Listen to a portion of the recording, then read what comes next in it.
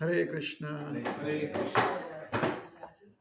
Om Ajnanatimidandasya Gyananjanashalakaya Chakshurunmilitam Yena Tasmai Shri Gurave Namaha Shri Chaitanya Manobishtam Sthapitam Yena Bhutale Swayam Rupa Kada Mahiyam Dadati Swapadantikam Namam Vishnupadaya Krishna Preshthaya Bhutale Srimate Bhaktivedanta Swami Niti Namine Namaste Saraswati Deve Gauravani Pracharine Nirvishesha Shanyavadi Paschatya Deshatarine Vanchakalpatarubhyascha kripa sindhubhyaiva cha patitanam pavanebhyo vaishnavebhyo namo namah. Jai Shri Krishna Chaitanya Prabhu Nityananda Shri Advaita Gadadhar Shrivashadi Gaura Bhakta Vrinda Hare Krishna, Krishna Krishna, Hare Hare, Hare Rama, Rama Rama, Hare Hare.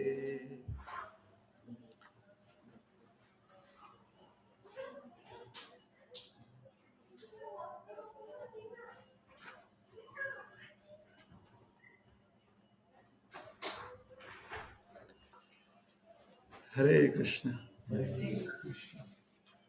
I've done that.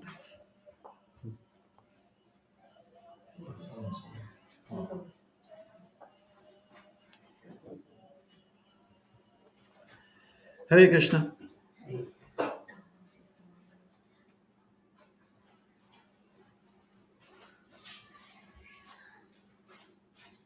All right.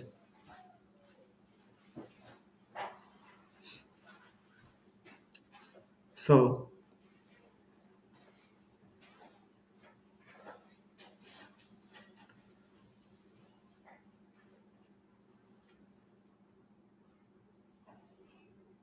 we have heard that the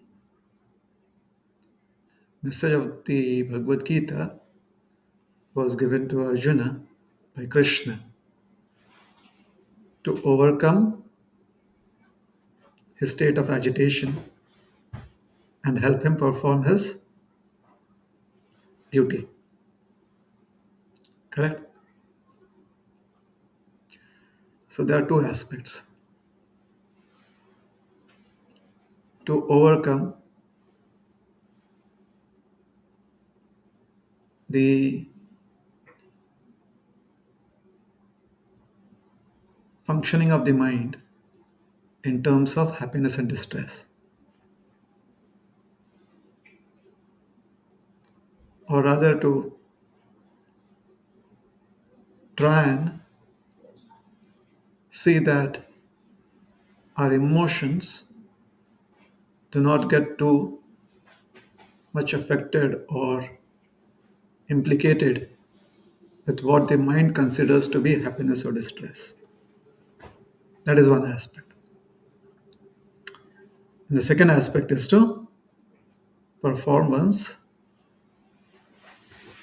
duty, which basically means to try and achieve a goal that is beneficial for us in our life.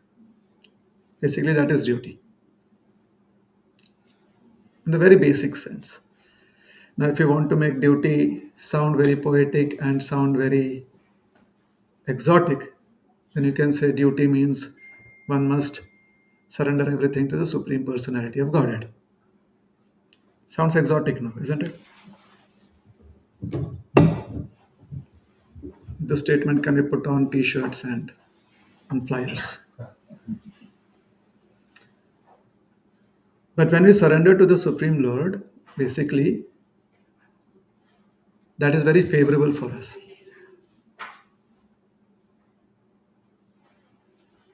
Nate vidu swarthagatim hi Vishnu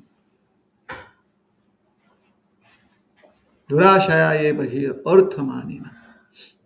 Famous prayer from the Srimad Bhagavatam by Prahalad Maharaj. He says that one's real self interest is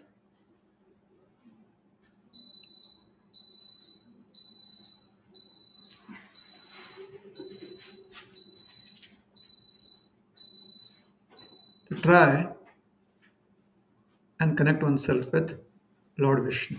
That is one's real self interest. Durashaya, unfortunately, because we get distracted by so many other so called forms of self interest, we miss out on this opportunity. Very simple reflection by Prahlad Maharaj. Very, very simple, very, very straightforward. So, one is to try and see that which is unfavorable for one and to give it up. And the other is to try and benefit from that which is favorable for one. So ultimately it comes to that, boils down to that. Pratikulasya varjanam anukulasya sankalpa. Accept that is that which is favorable and reject that is unfavorable. So if we understand this simple math, we understand this simple um, fact of life, then one is able to perform what we call as devotional service. And that is what Krishna was trying to tell Arjuna. He was telling him that the mind being agitated by these emotions, which have been brought forth by the mind itself, that is unfavorable for you. And secondly, if you can focus on your duty, then that is favorable for you. So, first aspect, Krishna instructs Arjuna, immediately instructs Arjuna as soon as he begins his instructions. The very first instructions is related to try and remove that which is unfavorable. And after some time, he brings in the concept of accept that which is favorable.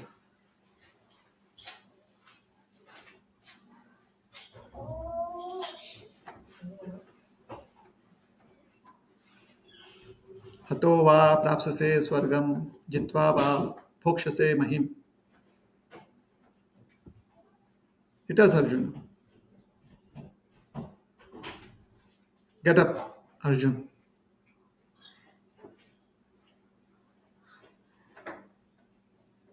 Yuddhasya. Fight.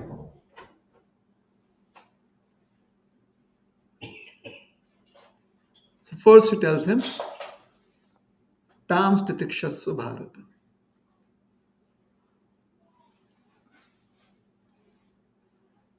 Be tolerant in life. How tolerant? He says, in happiness or distress, heat or cold, be tolerant.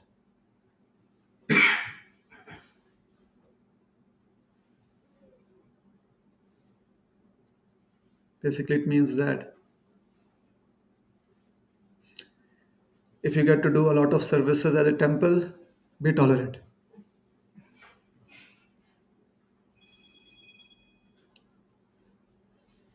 And if somebody starts speaking ill about you, be tolerant. Why? Because when you become too much overwhelmed by rendering services at a temple, It is the senses that has come in contact with those services.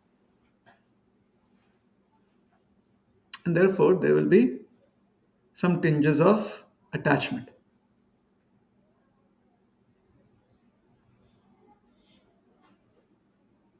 There's bound to be.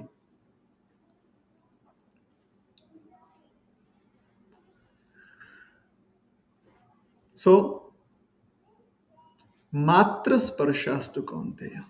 Matra, this is a word from Sankhya philosophy. Basically, it makes a lot of sense in Sankhya philosophy. Matra means count, that which is countable. So, what is countable? How my eyes are engaged where, how my hands are engaged where, how my legs are engaged where. So, therefore, it is called as matra sparsha. Today, I did 4 hours of service. Basically, it means with your hands, legs, eyes. So, countable, that which is measurable. So, anything that is measurable with our senses either gives us pleasure or pain. So, that is bound to be there. Therefore, Krishna says, be tolerant. Basically, what it means is that as soon as it gives you pleasure or whenever you feel pain, within a few moments, you should be back to who you actually are. For example, let's suppose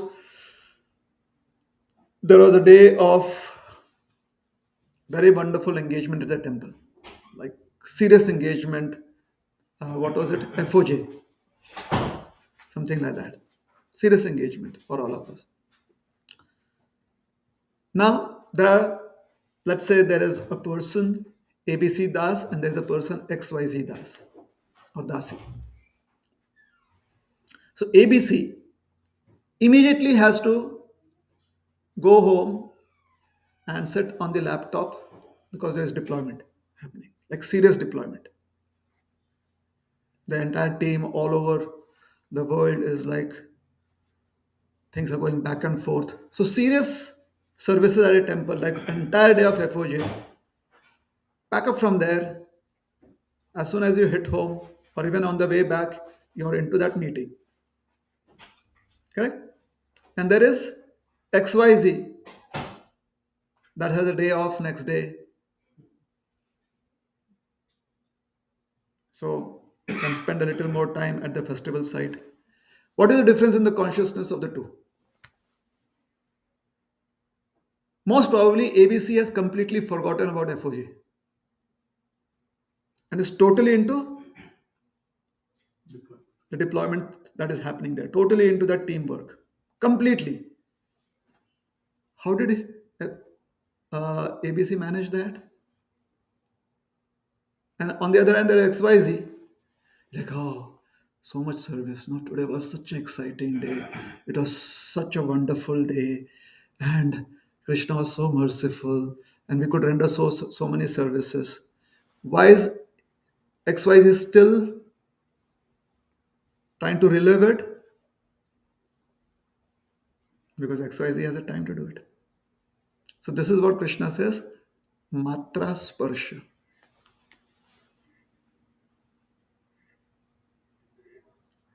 When we work with our senses, the mind becomes affected. Therefore, we constantly need to do work. That is what Krishna is telling Arjuna. Constantly, just be tolerant, work, tolerant, work, tolerant, work.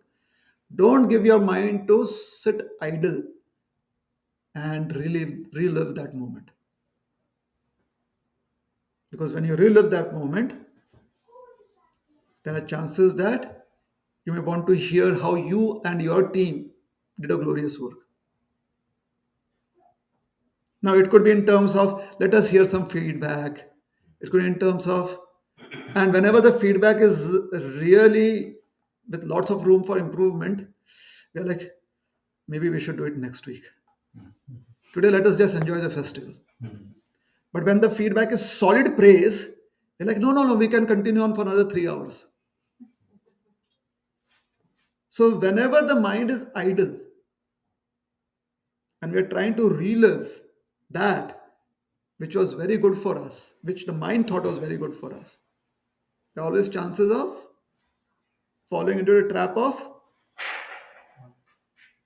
praise and negative feedback, liking it or not liking it.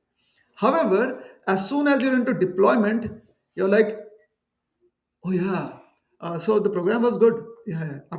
The next day, wonderful. So everybody gave feedback. Very nice. How was the feedback? Very good. Sorry, Prabhu. I'm still my deployment is going to continue. So and done. And as soon as you do that, 2 days down the line, FOJ is history. So what were you saved from? From that particular instance where you could have fallen into the problem of wanting praise or not liking negative feedback. So this is Krishna's first. All right. So that is practical understanding. Yeah. So matra sparshastu kaunteya. And after that, Krishna says, Uttashta, yuddhasva, stand up and fight. Arjuna is like, can I take a break? He says, stand up and fight till the war is done with. So the war is about trying to overcome the forces that create disruption in the lives of people. So basically, it means the war is about all those factors that create disruption in our life. How to overcome it? Fight, fight, fight, fight. Constantly fight. Constantly go on doing your duty. Is that clear? So, is there any respite? Uh, at least in this lifetime, we should have realized that previous 100 lifetimes we were just wanting respite. So, this lifetime, let us try something different. We believe in the philosophy of rebirth. So, we must have taken so many births prior to this human births. What are the chances that in every birth we may have thoughts just like this?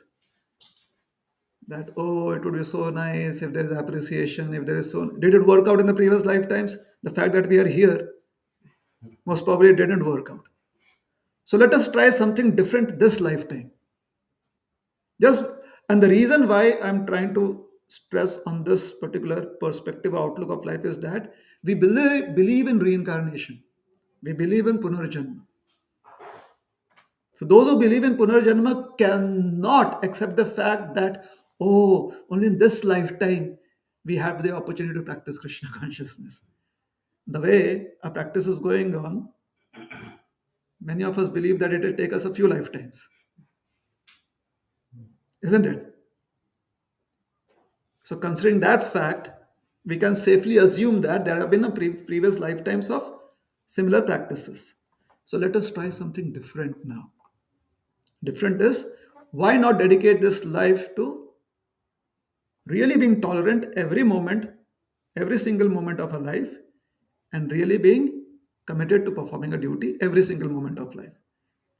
Like, no timeouts. Let us try it out. Why not? Let's see what happens. Yeah? Now that sounds stressful, isn't it? Therefore, Prabhupada would say, give one life to Krishna. Somebody asked him a question. What if after practicing Krishna consciousness very seriously, I like complete life, very serious practice of Krishna consciousness, and then I make it. I'm like, achieve that goal of having achieved freedom of cycle of birth and death. This, I'm paraphrasing it, all right? He asked a very simple question of Prabhupada. What if at the end of it we find out there is no Krishna? So basically, how I understood is that I did all the practices because right now I just believe there is Krishna. And by really doing it sincerely, I overcome the cycle of birth and death. And then I find out what if there is no Krishna. So Prabhupada said, it's perfectly all right because we did lead a very good life. Even if there is no Krishna, we did live a very good life. And then Prabhupada said, But what if there is Krishna? So either ways, no, head is also woven and tails also woven. Okay. So having said that, let me bring you to a very famous, well-known incident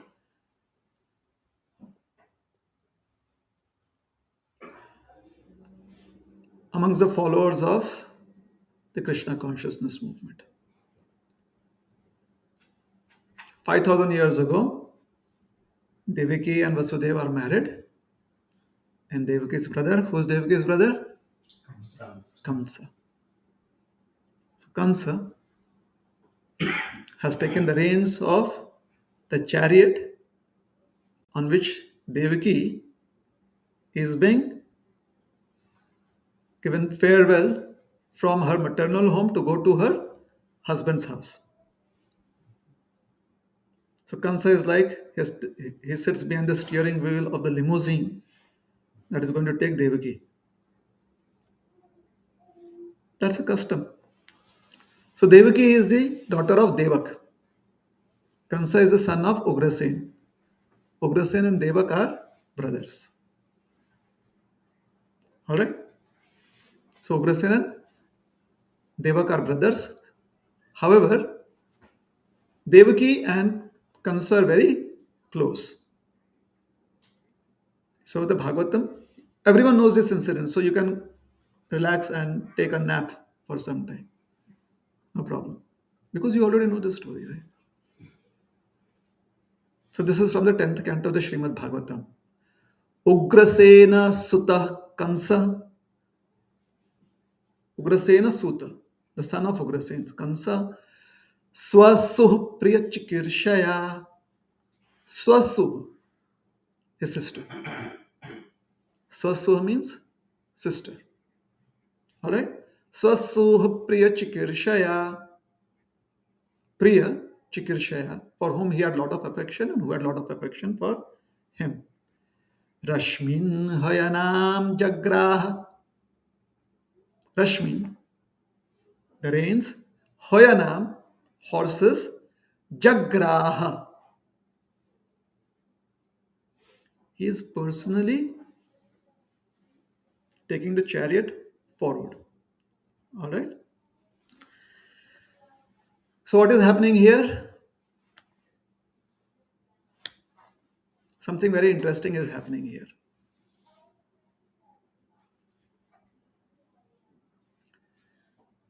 Sometimes in life, unexpected things happen.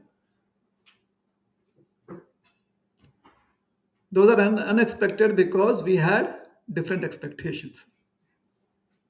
It is not that it is unexpected because we did not have any expectations. We had different expectations. Like our expectation was that today I'm going to take some rest. And suddenly people land up at our house with gifts and they say, oh, that is so unexpected. Gifts for me, wonderful. Why? Because we had different expectations. We wanted to sleep. So sometimes in life, unexpected things happen. Sometimes in life, people behave unexpectedly with us. Sometimes, as a husband and wife, you're like, we have been married for so many years and still I feel as if I don't know you. Unexpected. I don't know why people say like that. It's as if because you stayed with someone for so many years, you're supposed to know them completely.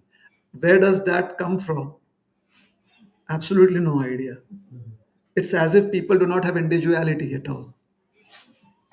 Just a fact.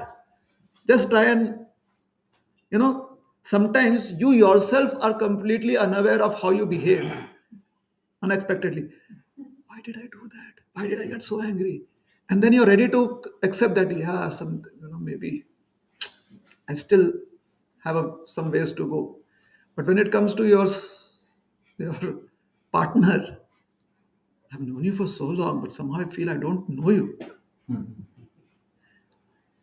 So we are ready to accept our individuality, but when someone else expresses their individuality, we are like, my God, what is the use of living with you when you express your individuality?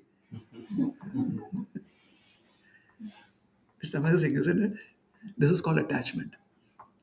Because you become attached, you feel that the other person is just an extension of yourself. Therefore, you feel that you know her or him just as well you know your hands and your legs.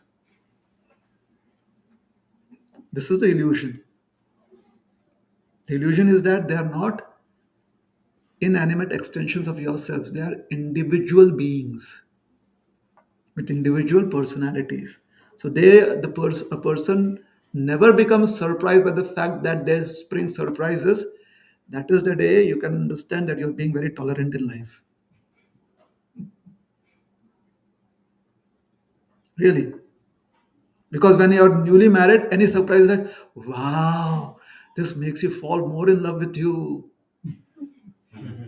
And 20 years later, later on in marriage, if there's any surprise, you're like, I feel I don't know you even after 20 years. So sometimes people behave unexpectedly in life. Now, for somebody who's not in knowledge, who does not know how the material world functions, they feel that this is very abrupt. Unexpected happenings in life is very abrupt. It kind of spoils their plans. It kind of makes them reset and their understanding of themselves and the world around you. Like, oh, I have to add this new data to my understanding. So many times people feel that somebody has changed. They feel that somebody has changed. It's like, after 20 years, same example, I don't even know you. We feel that, oh my God, this person has changed from what they were like for 20 years. But when you are in knowledge, when you have an understanding of how the material world works, you know that change is a constant manifestation of material world. Material constantly changes. Agama apayino anitya. Alright? Jatasya dhruva mrityu dhruvam janma mritasya cha. That which comes will go. That which has gone will come. That which is born will die, and that which is dead will be reborn. All right? So, that which is dead, what is dead? The body is dead. The body in the form of elements is dead. Now, these elements will be reborn. All right? They'll again be reborn. Then the soul takes on another life in the womb of the mother. It will be reborn. All right? So, when one is in knowledge, one understands that people never change. It's very rarely they change. What changes is our perspective of them or our perspective of the situation. Therefore, people, when you're in knowledge, you don't consider people to be good or bad.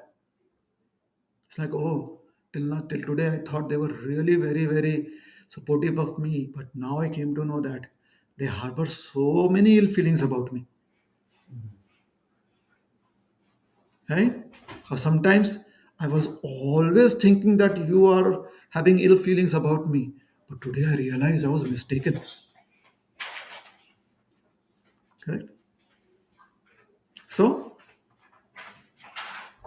our perspective has changed. They haven't changed. Our perspective changes. Okay?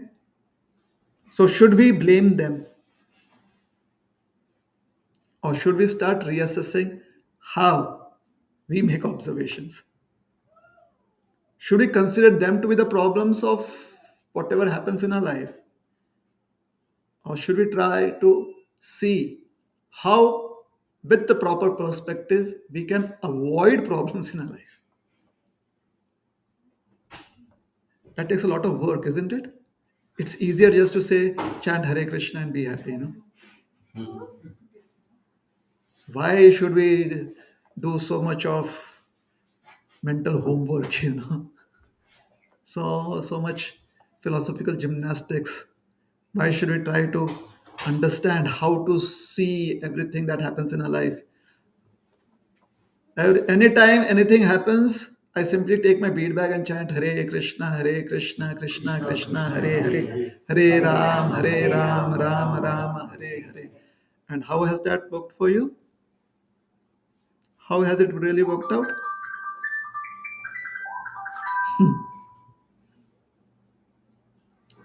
So, when we have the facility to analyze situations, it is good to analyze how to have perspectives that are healthy and helpful for us.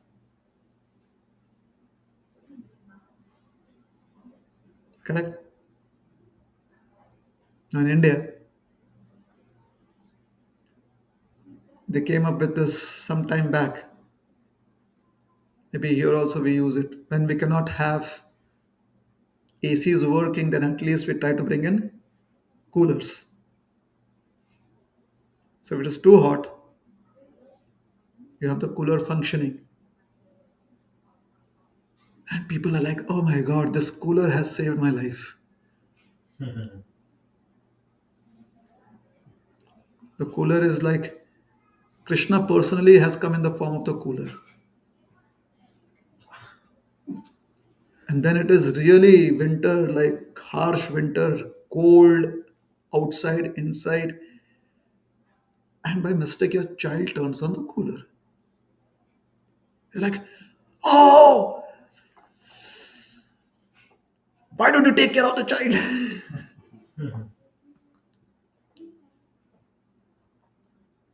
Like, this cooler is really freezing my bones. So that day the cooler becomes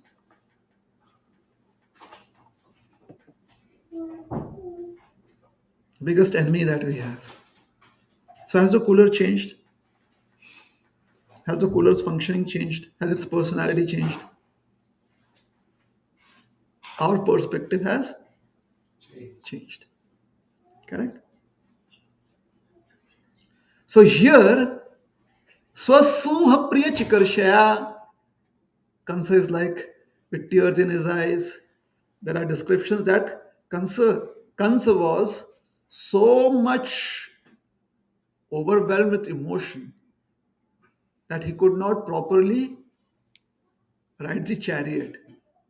He had so many tears, like my dear sister is leaving. And that is why he had taken up that position. And Devaki was also, my brother loves me so much. Really. And according to some explanations, if you understand traditional customs, then you'll understand this particular perspective. Kansa had also given up his footwear. He was barefoot on the chariot, which basically means that he was not only expressing his love, but a lot of respect. Like Devaki is going to a house that is very respectable. I'm not sure if you know this, but if you can remember this, if you've ever experienced it, but I have experienced it growing up in India. If you have a very, very respectable person with you and you're showing them the way to, the way out, and if you're walking them a distance, then you don't wear the footwear, you don't wear your chappals, you don't wear your sandals. Have you ever experienced that? Hmm? Now, typically, when those were the olden days, when son-in-laws were considered to be the representative of Lord Narayan. for the wife's family. Those were the days because they knew that after she goes there, we are not going to get much news. So at least pamper him now so that he can keep her happy. We try to keep her happy in her house. So if you pamper him enough, that was the understanding basically. It was give and take. So those customs were helpful. Today we may say, oh, that was simply uh, they went overboard with their emotions. No, no, no, no, no. They were very, very intelligent people. There were no phones in those days. And the marriage did not take place in the same village. It would take place in another village. The girl had to be married to another village. To go to another village sometimes would take an entire day. So it wasn't easy keeping track. I know of so many elderly ladies who, having been married, they never went back to their father's house. They just started living in their husband's house. I know of some ladies like that, elderly ladies now, they are no more. When I was young, I used to ask them that, where is your brother? Oh, the last time I saw him was when I got married. Yeah, it would happen like that because it wasn't easy to travel. It wasn't very easy to travel, especially if you get married across the river. It wasn't very easy to travel, especially if you have to travel. You have to travel with people. There would be robbers and attackers on the way too. It was quite dangerous to travel. So son-in-law is like, we are your servants, your Lord Narayan. We are das das anudas. So when they would send off the son-in-law, the girl's family would not wear footwear. Those are the customs.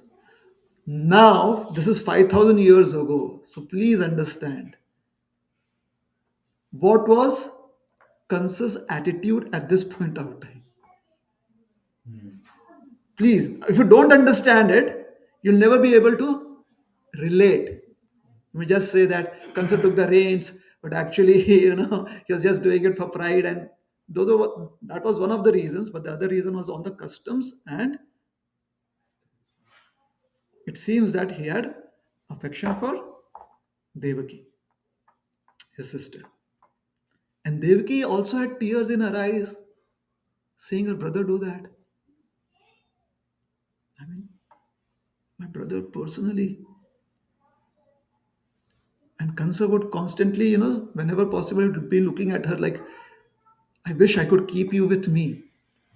Why do I have to send you away?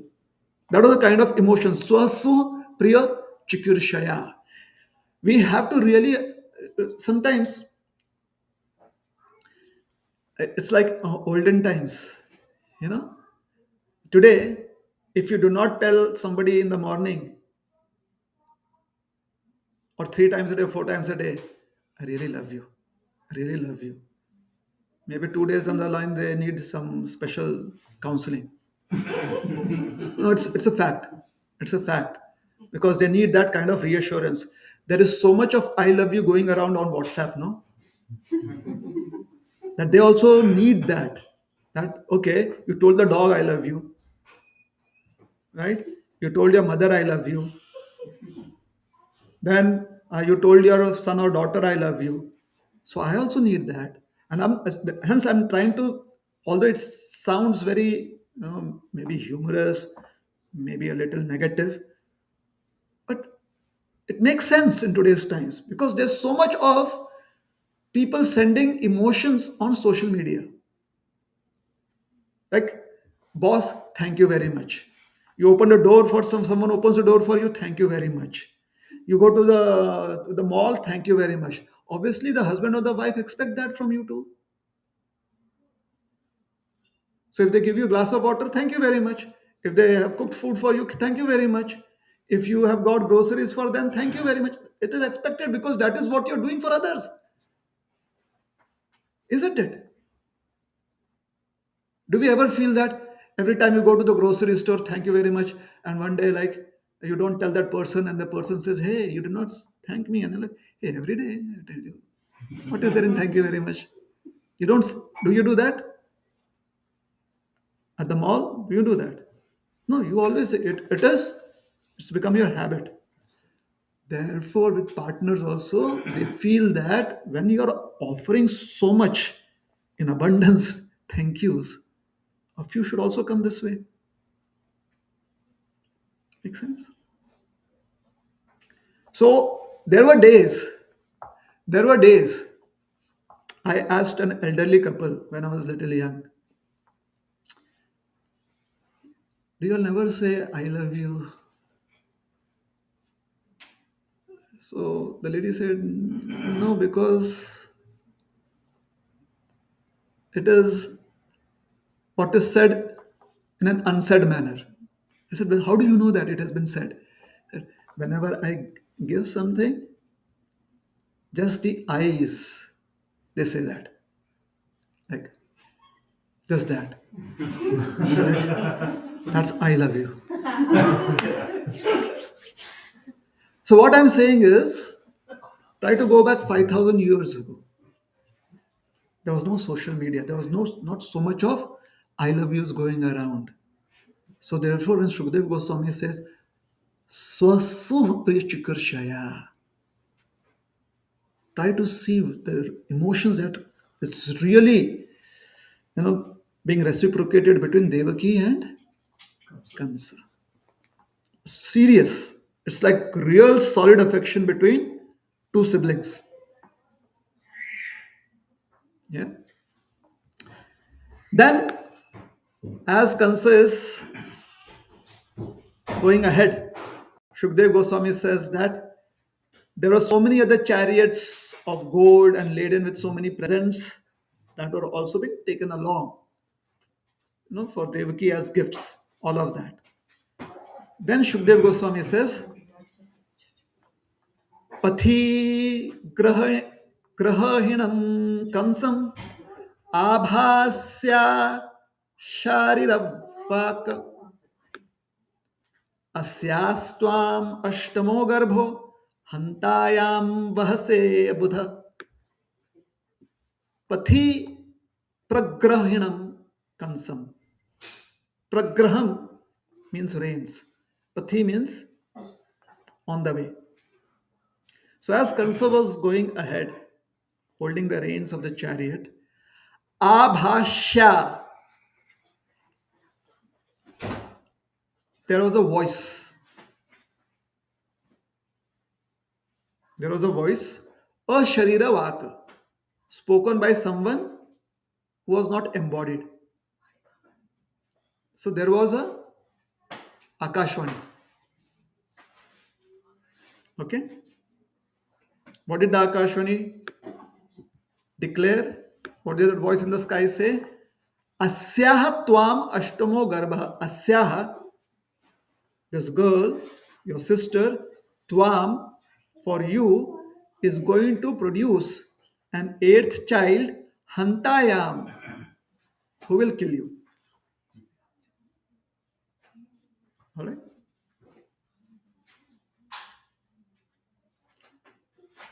Vahase abudha. Vahase means you're still carrying a load. You're carrying that load that is going to kill you. Therefore, you are unintelligent. This makes sense? All right?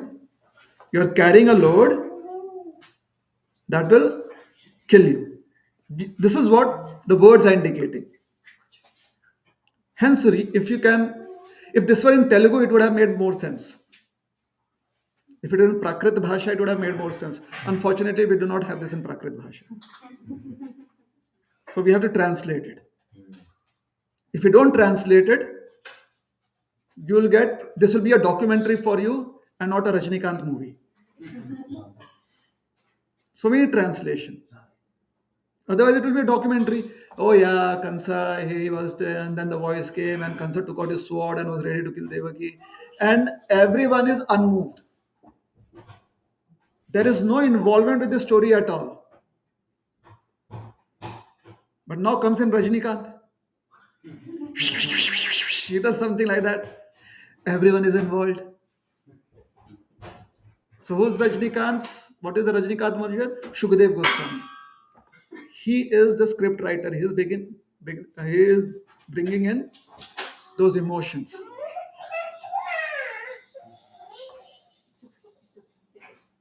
Hantaya.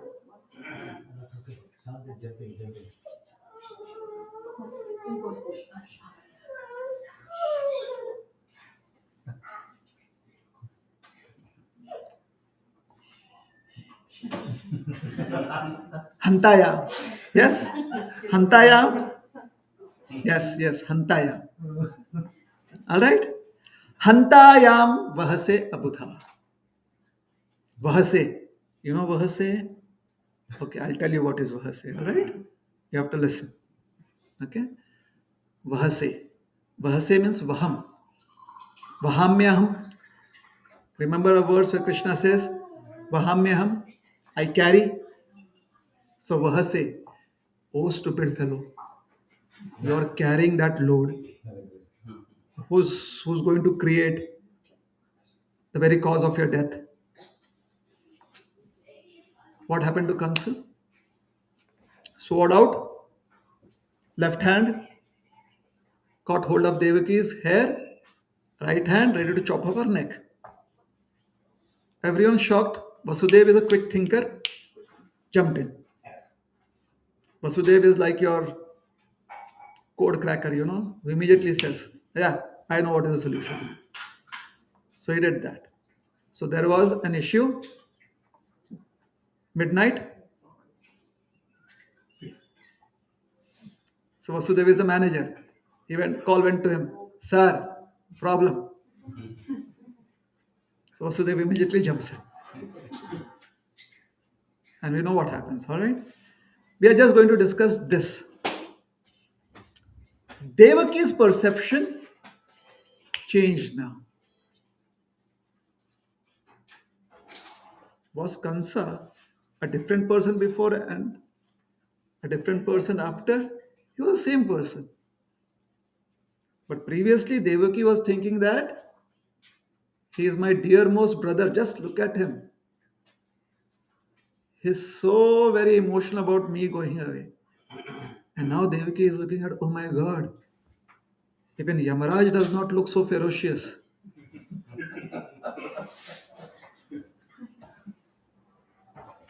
And this is what the Bhagavatam is revealing here. If this can happen in the life of Devaki,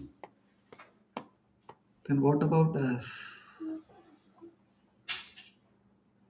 That is why these stories are there. Devaki's Ashtam Putra is going to be Krishna. And Krishna is saying, hey, people in Prosper, Texas, I'm telling you something that happened in my family. And all of you know that my family, you all worship as, oh, Krishna's family is special. Those are Krishna's dearmost servants, very close to Krishna. That is what all of you think. So he's saying, this is happening to them. So if you think they are very close and you're not so close, what will happen to you? What will happen to you? So Krishna is saying, I am just giving you a heads up. And if you need a heads up every day, open these two verses of the Srimad Bhagavatam every day and read so that you have a heads up in life. People are the same, perspective changes, our perspective changes. If we want to be tolerant in life, we need to adopt a perspective that is universal. We need to adopt a perspective that is universal. If something is happening that is unfavorable to us, we need to find a perspective that still makes us go on in life. And if something is happening in our life that is favorable for us, we need to have a perspective that still makes us go ahead in life and not stop there to enjoy that.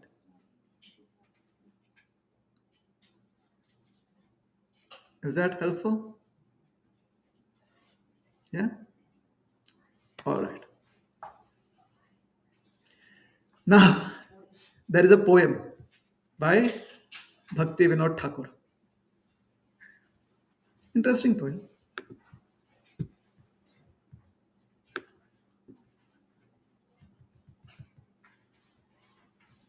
विद्यार विलासे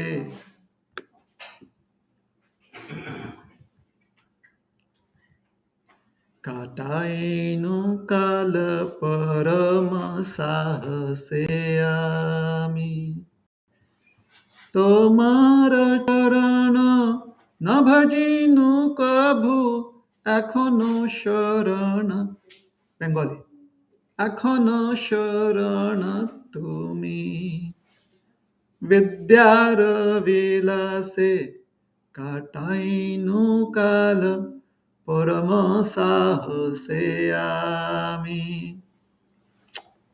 So, in context of what we are discussing, what does Bhaktivinoda Thakur says? With great enthusiasm, I spent my time in the pleasures of mundane learning and never worshipped your lotus feet, O Lord. Now you are my only shelter. So, what is mundane learning?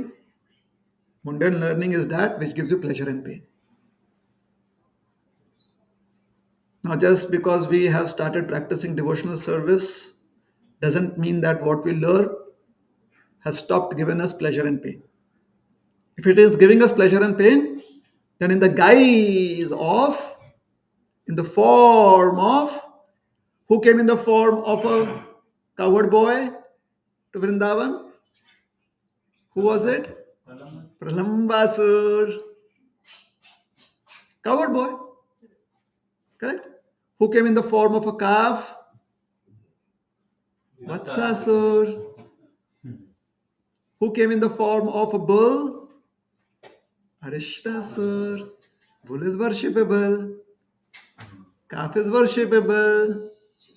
A gopa is worshipable. Who comes in those forms? Asuras. So if we are having pleasure and pain, then the learning that we have while we are practicing devotional service could be in the form of devotion. However, its manifestation is in the form of mundane learning because it is giving us pleasure and pain. And because that pleasure and pain affects us, it also affects our worship of Krishna. So he says, with great enthusiasm, I spent my time. Great enthusiasm. I do my Bhakti Shastri, I read Bhagavad Gita, and with all that learning, whenever I apply it in my practices, I get affected by pleasure and pain. What does that mean? It means that in the form of the knowledge of Bhagavad Gita, in the form of the knowledge of devotional practices, it is mundane learning that I'm accepting. Therefore, if we are not careful, then that which is spiritual can be treated as material. And if we are very careful, then that which is material can be spiritualized. Correct?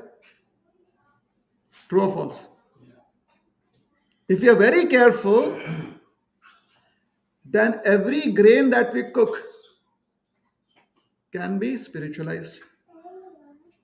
And if you are not careful, then that which is prasad can also cause diabetes and problems.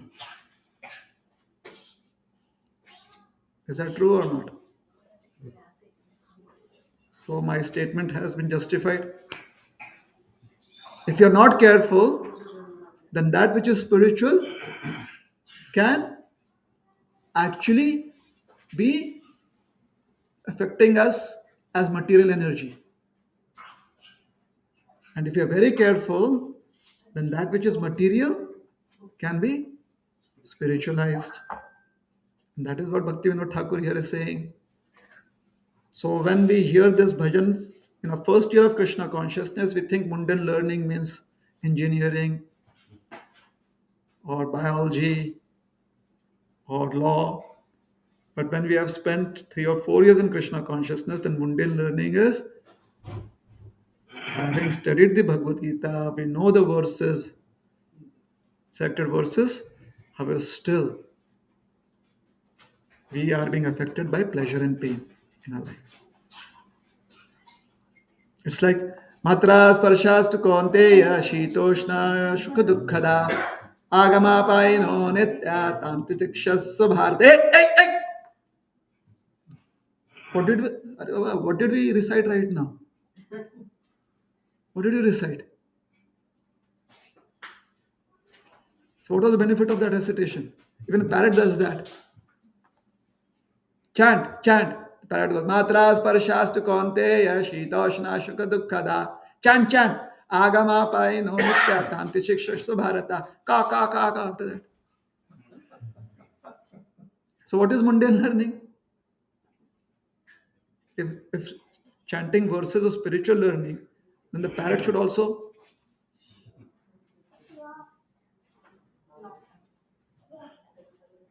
Bhaktisiddhanta says, no? He gives a story. A parrot was taught to chant Krishna, Krishna, and then a cat pounces on the parrot, and the parrot goes, ka.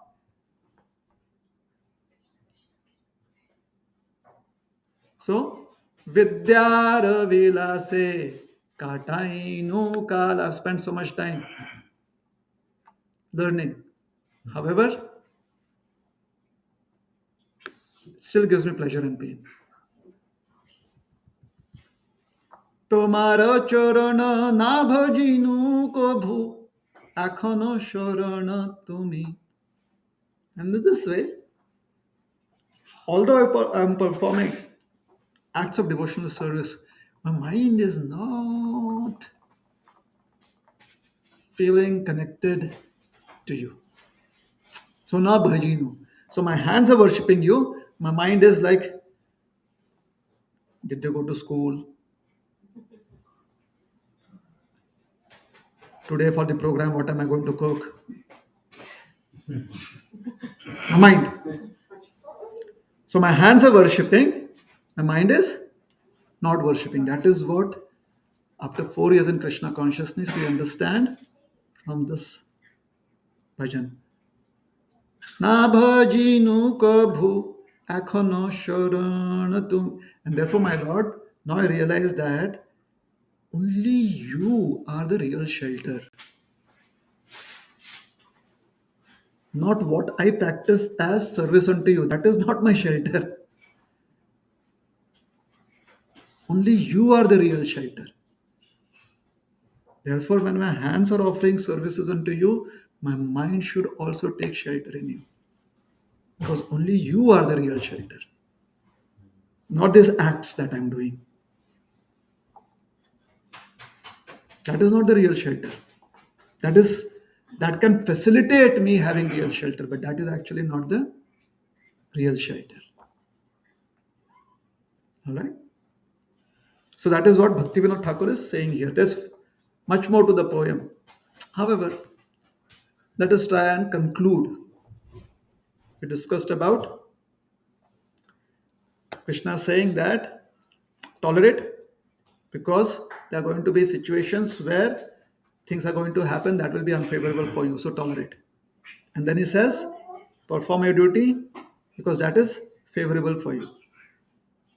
Now, our perspectives in life are so variegated that although situations remain the same, we have different emotions in those situations. We have different emotions in those situations. Just as Devaki did. Alright? So now, Kansa put them into prison. He was, one by one, all the children were being killed by him. Finally, the eighth child appears. Everyone is like, Hari Bol, Hari Bol, Hari Bol. Whenever drama happens, Hari Bol, Shri Krishna Bhagwan ki jai, Hari Bol, Hari Bol, Hari Bol. Very nice. Everything done.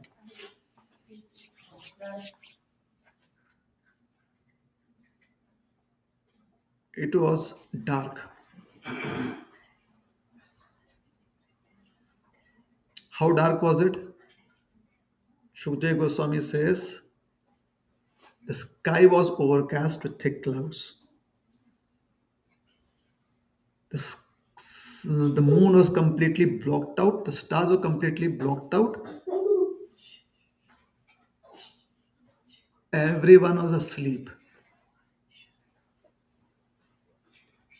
And the uh, the cell, the prison cell, was very dark. And Krishna appeared brilliant, shining bright. Now the Bhagavatam describes that he appeared as a four-handed form. He had a nice chat with Devaki and Vasudev. Hey Devaki, hey Vasudev. First Vasudev saw him. Oh my God, God has appeared. Now he said, oh my G, God has appeared. And he started offering prayers. Then Devaki started offering prayers. After that, Devaki became concerned about Krishna. Oh my dear Lord, we are in the prison house. You're in the prison house. Kansa, this is Kansa's prison house, and he has so much of powers. He'll come here and he'll also kill you. So please protect yourself. All of that Devaki does. So Krishna, 400 form, he reassures them. He says, "You, this is not your first birth. Many years ago, you all prayed for me to be your son. So, because of certain equations, then I am appearing for the third time as your son. Previously, I appeared as a son in two different ages. Now I'm appearing for the third time as a son. Done. We know this story, right? Therefore, fast forward. See, Rajnikant does fast forward. Isn't it? Otherwise, so fast forward. I'm not Rajnikant, but and then Krishna keeps quiet, and then he changes himself into two-handed baby form. So dark cell, everything dark. They are shackled. Krishna becomes a baby. Till that time, he has not done anything. Anything in the sense of everything is as it is, except that now he has become a baby. Now, Bhagavatam, Shukdev Goswami says, Tatascha Shauri Bhagavat Prachodita Sutam Samadaya Sasutika Grihat. Bhagavatam says, Tatascha Shaurir Bhagavat Prachodita. Understanding the intention of the Lord. Or Prabhupada translates it as understanding the instructions of the Lord. Shaurir. Shaurir is another name for, because Vasudev's another name is Shauri. He also has, when he fills up his form for any legal papers, so any other names, so he writes Shauri, like that. So Shauri, here that word is being used. Tatashta Shauri. Now we are not going to go into why Shauri and all that. For that you can hear other kathas. What we are going to discuss is Bhagavat Prachodita. Understanding the instructions of Krishna. Sutam Samadaya Sa Shutika Grihat. Sutika Grihat means the delivery room. Delivery room? That is a prison cell. There's only one room. But it's very interesting. The word Shutika Grihat. Sutika Grihat means delivery room where a child is born. Samadaya, Sutam, he takes up his child and carries a child. Shukdev Goswami very intelligently here has described in fast forward something interesting. And for that, we need to translate. So here is a Telugu translation in English. Right? Krishna becomes a small child and he says, please take me, carry me on your head, carry you on my head. What about this? I mean, you just become a small child from a 400%, become a 200%. We still have shackles in our hands. No. You're telling me, carry me. And this is a brilliant. This we have to try and understand how Shukdev Goswami is described this. Samadaya sa. Samadaya means he carries his son. So question is asked, when did his shackles open up? To carry him, when does the shackles open up? And if this is the delivery room, where is he carrying him? So when did the shackles open up? And therein they say, the commentary is, the moment you decide to carry Krishna in your life, all shackles open up.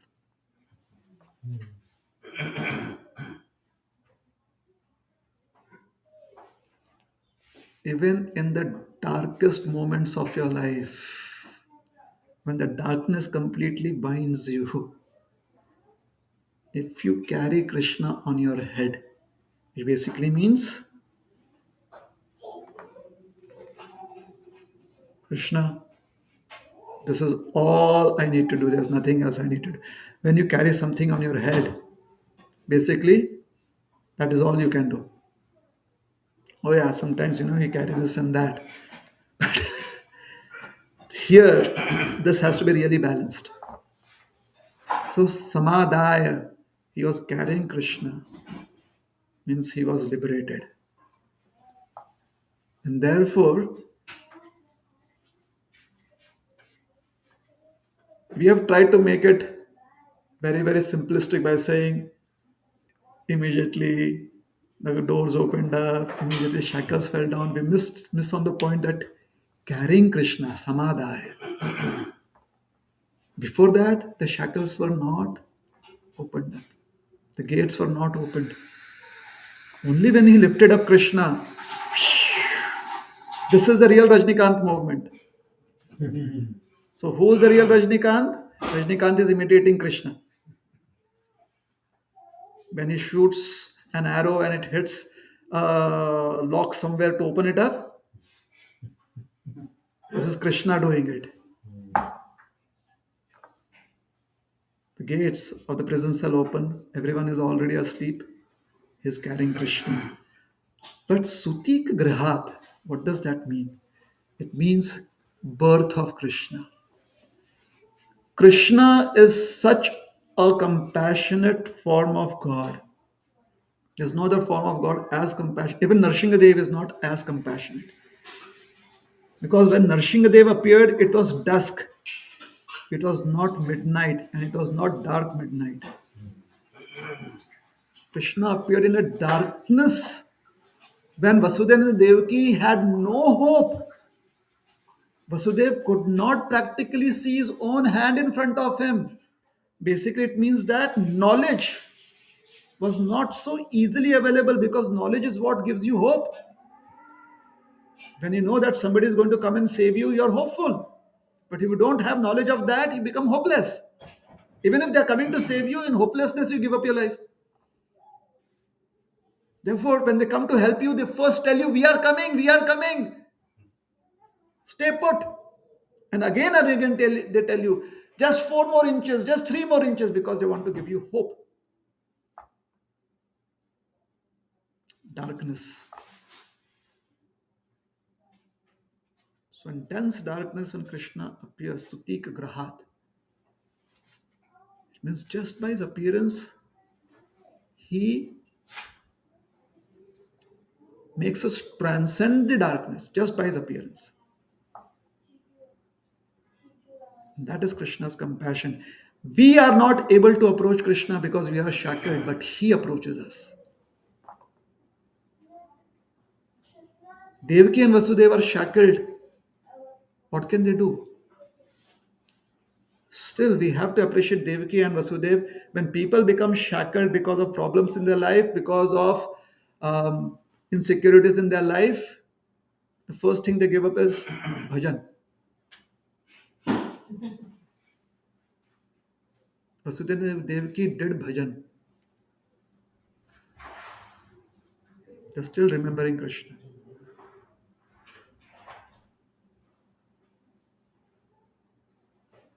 Sutik Grahat.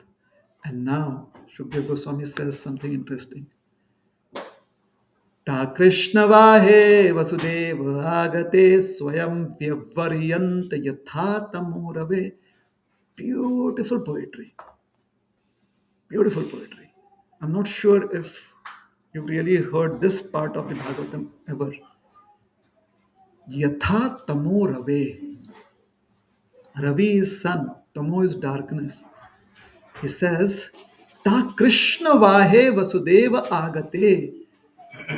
Please pay attention to this word that I'm going to again bring your attention to.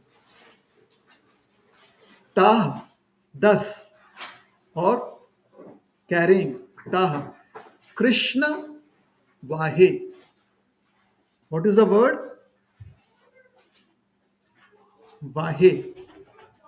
What did we say previously when we were discussing this word? Vahamya, Vahase, carry. Vasudeva is also carrying Krishna. The same Krishna who, in the unborn form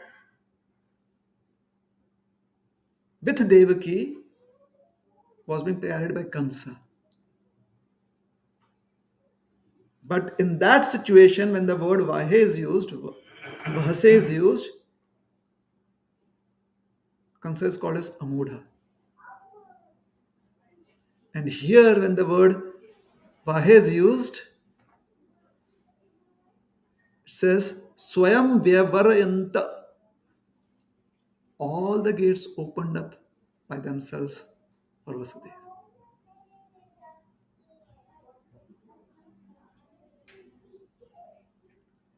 So, if we want to carry the burden, let us carry the burden of love for Krishna rather than the burden of the beast.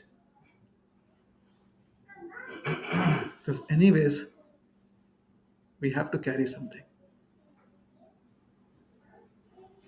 Yes? So, if we do our duty,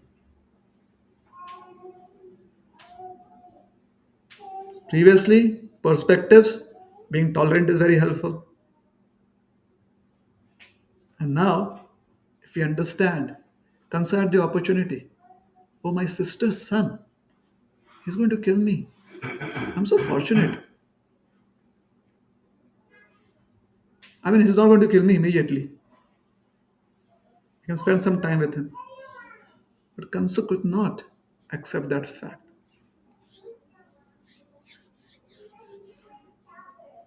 So he tried to kill Devaki instead. And when Krishna appeared to Vasudeva, Vasudeva knew that every son he has to hand over to Kansa. When Krishna told him, please take me across the Yamuna to Gokul, he's like, yes. What will happen when you come back? Who knows? Who knows? Knowing Kansa, he's going to accuse Vasudeva. There's every chance that this time Vasudeva will not be able to get out of this. Every chance. Krishna Vahe. And hence for Vasudeva, Swayam Vyavarayanta. The path opened up for him. Forever. Yes? So, it's very important that we have the right perspective in life. তোমার চরণ বিনা কিচ্ছু ধন Sansare na acheyar. Oh dear Lord, there is no treasure worth seeking in this world other than your lotus feet. Nice. I mean, hearing about it sounds very nice. No? भक्ति विनोद जोड़ विद्या छाड़ी तू आप दे करो सार. Bhakti Vinod says that I give up Jada Vidya. I give up this attachment to mundane learning. Otherwise, oh yeah, I have to take shelter of Krishna's lotus feet. Mataji, Prabhuji, you said that even last year. I know. But this is really the goal of life. If you want to achieve that, then give up Jada Vidya, no? So, Bhakati Vinoda Joda Vidya Chadi Tua Pade Koresar. It basically means next time when we are reading the verses or reciting the verses, let us put our heart and our minds into it. And if something does happen and we need to take care of it, try to be tolerant. Try to be very tolerant. If you need to raise your voice, but simply raise your voice, don't raise your emotions. Find a way to do that. Hey! After saying, Tam titikshassu bharata, hey, hey, hey! All right, done. Whatever you wanted to prevent, that has been prevented. Go back. Go back to what you were doing. Don't start giving a lecture. You don't understand. Don't you see I'm reading here? My attention goes there. No, don't get into all of that. That is Jada Vidya. Why? Because it is connected to pleasure and pain. Whatever was required to be done in the material world, you did. Task done. Focus back. That is the essence as I can understand it from this poem. Hare Krishna, Hare Krishna, Krishna Krishna, Hare Hare, Hare Rama, Rama Rama, Hare Hare, Hare Krishna. Any questions? Yes. Hare Krishna, Prabhu. Hare Krishna. So we discussed about tolerance also, right? Like in starting of the topic. Yes. Tolerance. Like we have to tolerate the situations. But how do we differentiate between self-respect and tolerance?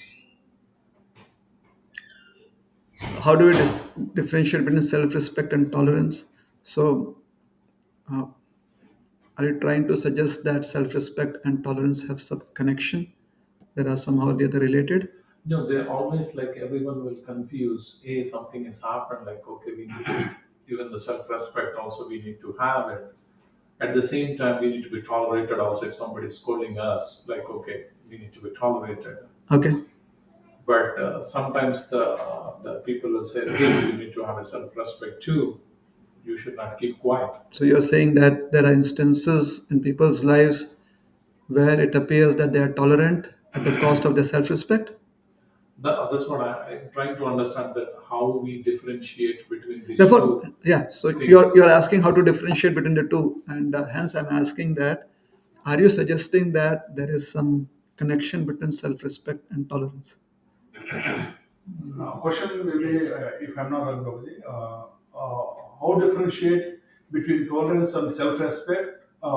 It is not the real differentiation. How we should take tolerance? How we can work balance between both? Therefore, I'm asking you that are they related to each other that you need to balance? So, is the presence of self-respect the absence of tolerance or the presence of tolerance? What is the percentage we have to give What priority to the what I'm tolerance asking? and where we have Try and to? understand. When I say heat and cold, So the presence or absence of one affects the other. There's a relationship between the two. But if I say heat and common sense, is there some relationship between the two? Heat and self respect, is there a relationship between the two? So, is there a relationship between self respect and tolerance? Is what I'm asking.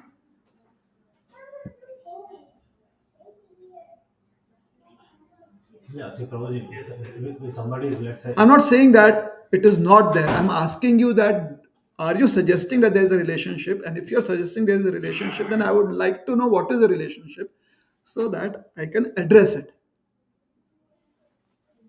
yeah, I think, to add more, let's say, somebody knowingly, they're insulting us, let's for example. Okay. We cannot assume, okay, we have to, we cannot assume, okay, I have to be more tolerant and keep quiet, right? Like how we can defend that? Or just we keep quiet? So, in this situation, you're saying that tolerance and self respect are connected. How? So somebody is really, trying to, abuse or insulting or something. So then, Up to what action I should go? So, Where so should I start looking for self-respect and should focus on something like that. It's not really like I am Radha Krishna, but as a humility between the humility and the all right, tolerance. all right, all right. I'm not even now. There's a third topic coming. So humility now. The two. So are we saying that in this instance, self-respect and tolerance have a relationship? Where you said that somebody is insulting you, yeah, they have a relationship. Are we saying that? yeah. So to insult someone or not insult someone, is there some, let us say, uh, way to address it? Who can insult, where they can be insulted or not insulted, and what are the consequences of that? Are there some protocols and systems in this world or no? No system. At workplace, there is no system like that. Anyone can insult you. No, the Workplace we have workplace system. we have Okay. something. At workplace, you have. Yeah. Now, amongst the relationships like marriage, friends, they have families, you have families, so there are no protocols between the two. No protocols. So, in which situation there are no protocols now? No, the same No, protocol. even amongst wives and husband, they are not individual units. No, Yes, probably. Yes, right question. It's right question. they are not individual units. If the wife gets insulted and if there are people connected to the wife, now let me ask you very clearly, husbands and wives. Let us say husbands insult wives. Do you think the wife's family is not going to get involved if the wife tells them? When we go and tell only, they'll know, right? Prabhuji. We don't So tell there is right. certain protocols, no? There is a system which can address it. They don't tell because of their mistake only. That's what No. Please try and understand. Please try and understand what I'm trying to address here. I'm saying that there are systems set into place. People become very, very insecure if they feel a system is not working.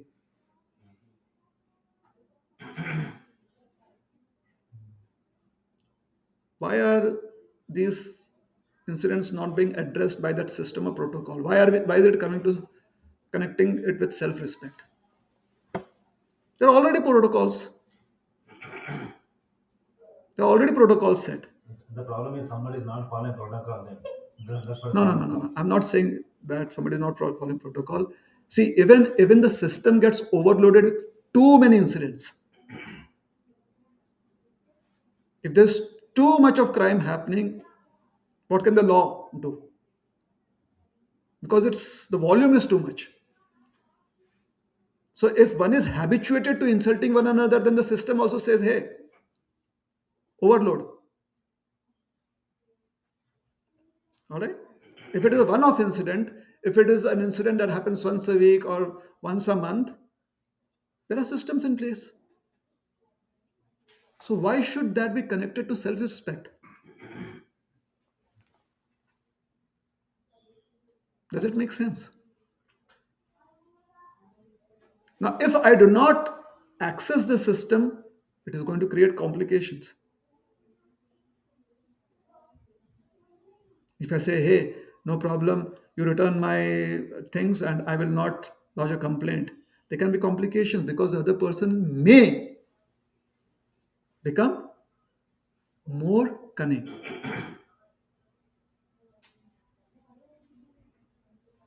So, at least a warning, if not a formal complaint, at least a warning in some sense. That is why systems are there, that is why protocols are there, right?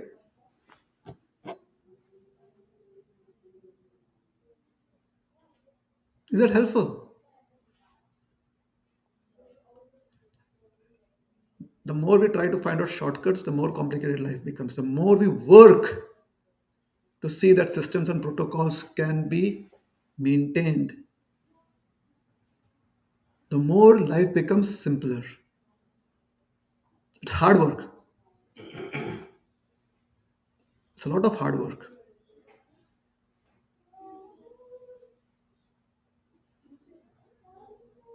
But is there a better way? Temporary solutions may not really solve the problem. Time tested protocols are helpful.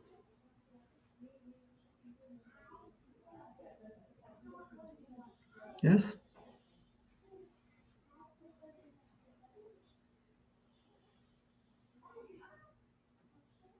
So, again, I'm asking in this scenario, what is the connection between the two?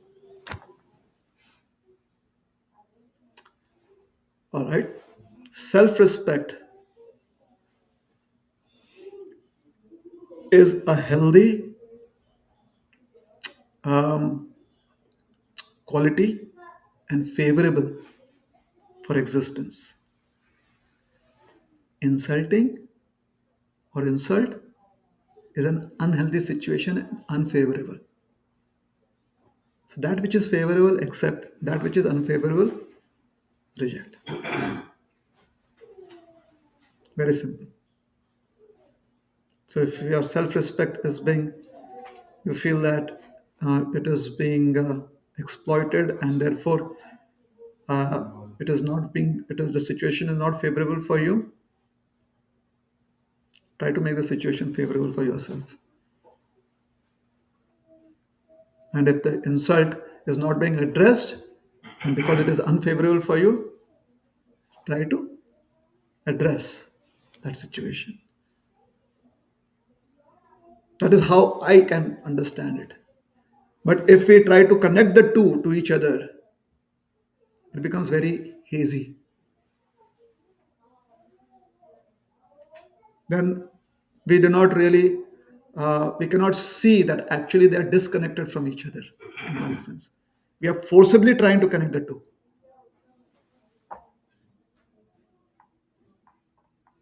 Is that helpful?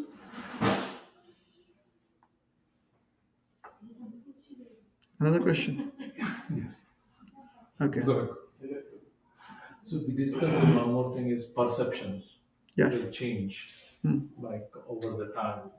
Persons will be remain the same, but the perceptions according No, I did not say that. I said that if we are, if we have unexpected. clarity, no, clarity of how material world works, then we realize that actually we have to address our perceptions and not blame how something has changed. Oh, If you remember, that is what I said yeah. in my presentation, isn't it? Yes. And if we do not understand how the material work works, then we think that the opposite party is the cause of the happiness or distress in my life.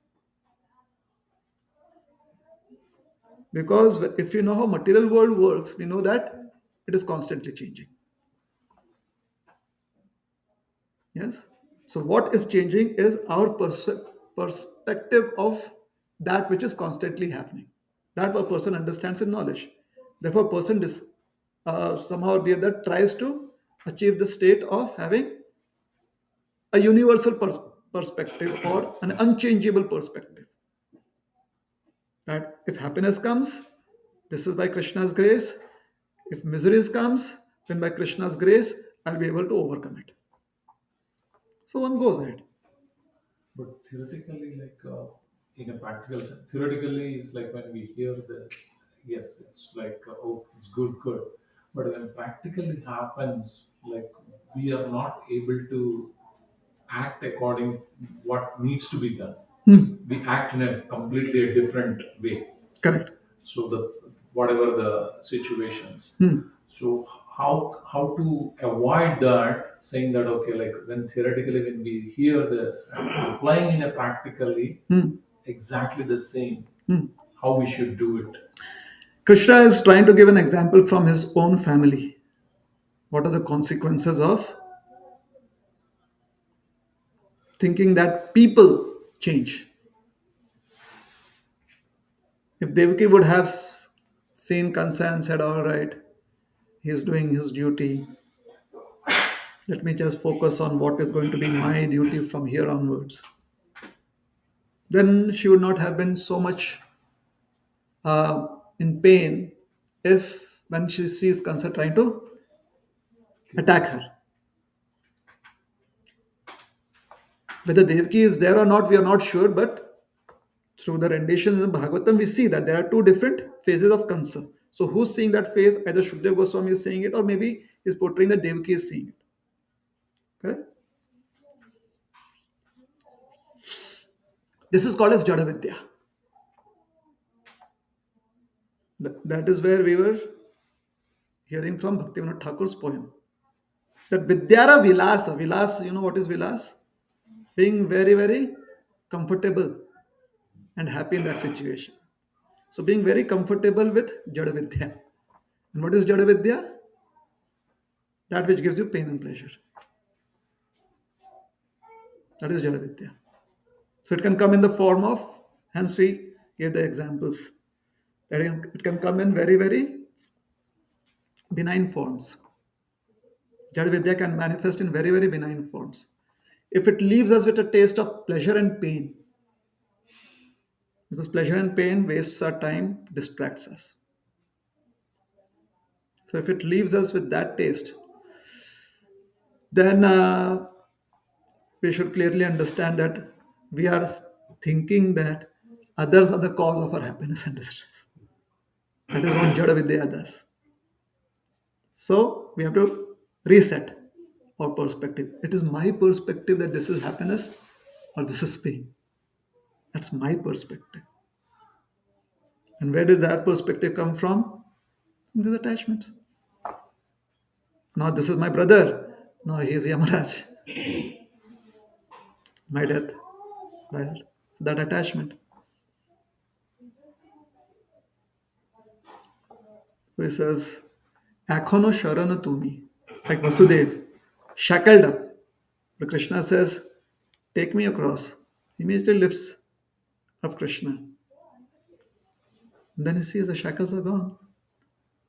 Then he moves towards the doors. He sees the doors are opening up. It's not that the doors already opened up and Vasudev is like, yeah, yeah, yeah. No. How Shukdev Goswami is explaining is that. He's explaining that as he moves with Krishna, carrying Krishna, things are opening up for him. And similarly, when he returns back without Krishna, everything closes up behind him. And he'll come back from Gokul. The gates will all get locked up, shackles will come on.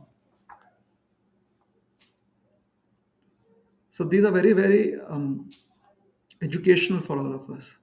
They're beautiful pastimes also, but quite educational.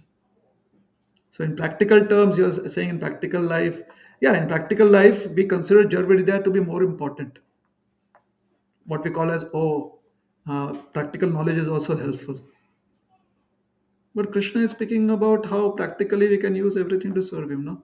Prasad, practical application, tongue, practical application, hands and legs, eyes, practical application. He is not asking us to try and achieve some miraculous powers. He's never asking us to do that. So if this is not practical, then what else is practical? So Jada Vidya doesn't allow us to see that this is very practical. Jada Vidya makes us feel that we need some miraculous powers. That is the nature of Jada Vidya. Jada Vidya always makes you hanker for that which is maybe tomorrow I'll get more, something better. Mundane learning, material knowledge, always hanker for that.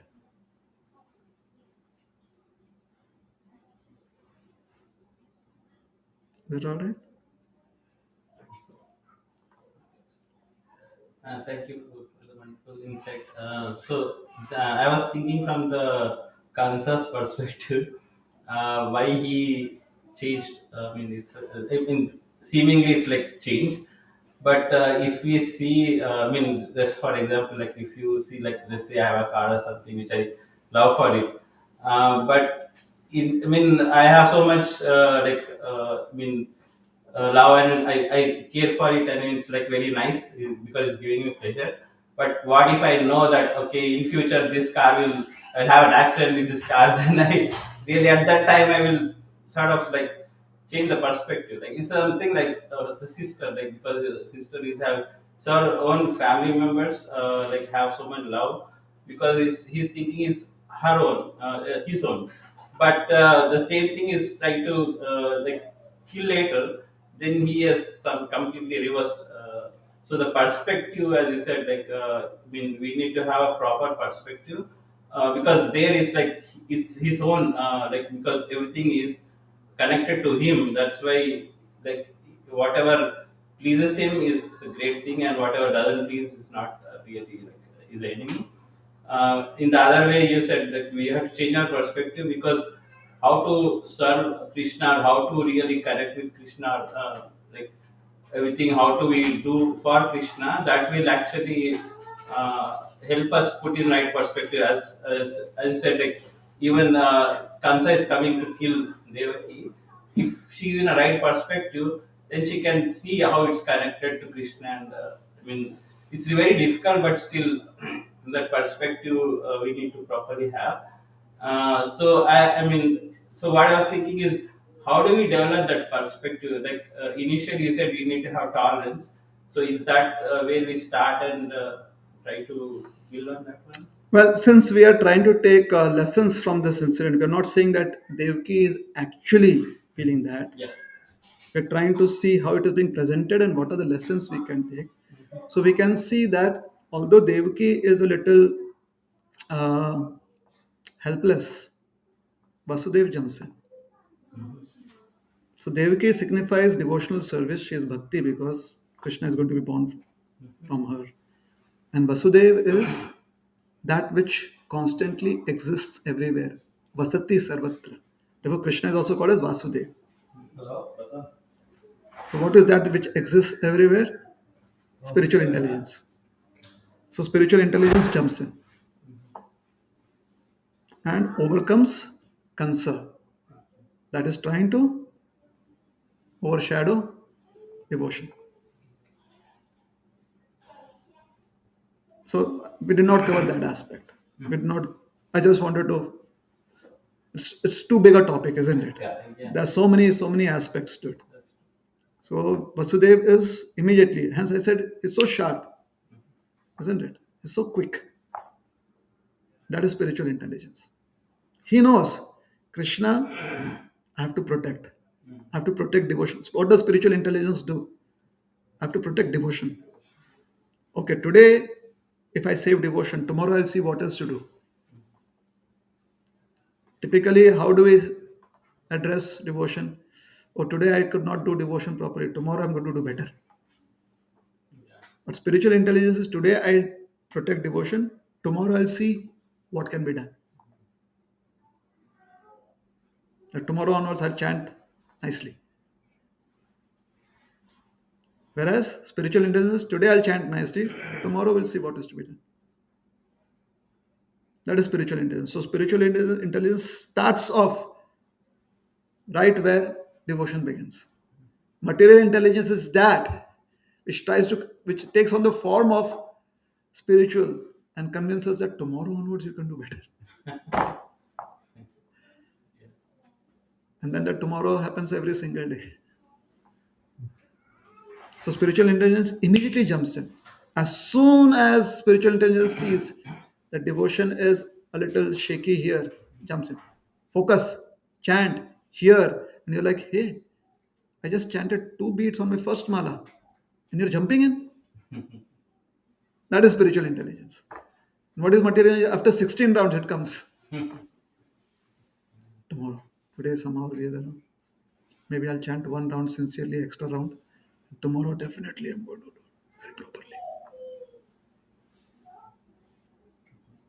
Is that all right? Okay.